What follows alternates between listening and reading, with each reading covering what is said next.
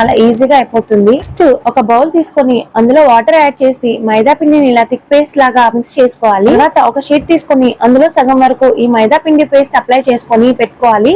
ఇలా అయితే స్టఫింగ్ పెట్టుకొని సమోసాలను అయితే వ్రాప్ చేసేయాలి. నాకైతే నేను చేసుకున్న స్టఫ్ మొత్తం కరెక్ట్ గా సమోసాలకు మొత్తం అయిపోయింది. నేను ఇక్కడ 6 రోటీస్ అయితే చేశాను. నాకు 12 సమోసాస్ అయితే వచ్చాయి.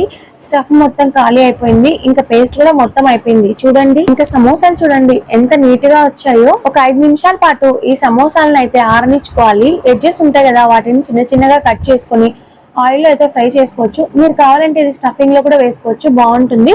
బట్ నేనైతే ఇక్కడ వేయడం లేదు. కడాయి తీసుకొని అందులో ఆయిల్ వేసి ఆయిల్ బాగా హీట్ అయిన తర్వాత పక్కన ఆరబెట్టుకున్న సమోసా పీసెస్ ని ఈ ఆయిల్ లో వేసి బాగా డీప్ ఫ్రై చేసుకోవాలి. ఇలా గోల్డెన్ బ్రౌన్ కలర్ వచ్చేదాకా. జస్ట్ ఇలా చిన్న చిన్న ముక్కలుగా కట్ చేసుకున్నాను కదా, వాటిని కూడా అయితే ఫ్రై చేసేసుకున్నాను.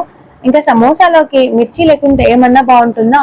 ఇంకా మిర్చిని ఆయిల్లో ఫ్రై చేసుకొని అందులో కొద్దిగా సాల్ట్, మ్యాగీ మసాలా వేసుకొని మిక్స్ చేసుకోవాలి.